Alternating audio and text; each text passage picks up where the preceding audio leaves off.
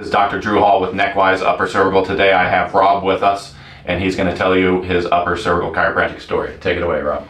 Well, good morning. Thanks for having me here. I came to upper cervical back in September of 25 after being diagnosed with Meniere's, tinnitus, and vertigo.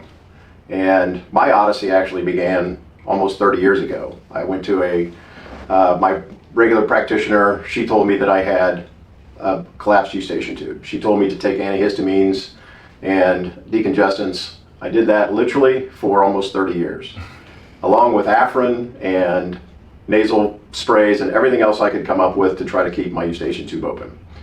Finally, in 25, as I was having more and more problems with my ear, I went to an ear, nose, and throat specialist who told me that they thought that I also had a collapsed eustachian tube and that maybe I should look at having a stent put in my ear. So they started off by having me do a hearing test to get a baseline for my hearing. And then I went back to see the ENT doctor, and that's when he told me in August of 25 that I had Meniere's, tinnitus, and vertigo, and that there was nothing he could do. He prescribed diuretics, and I took those for a couple of weeks.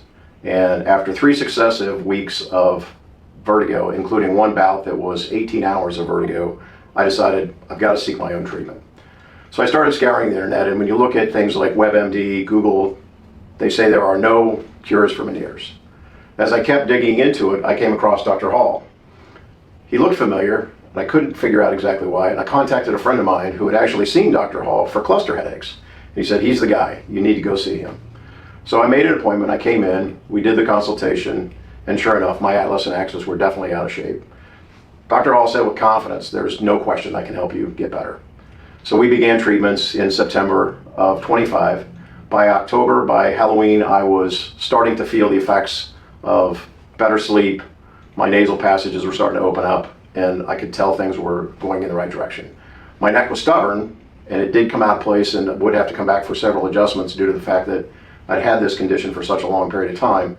But now, as we sit here in the new year, I am completely healed. My nasal passages are completely open, and I haven't had vertigo in 5 months, and haven't had any hearing issues in well over 3 months.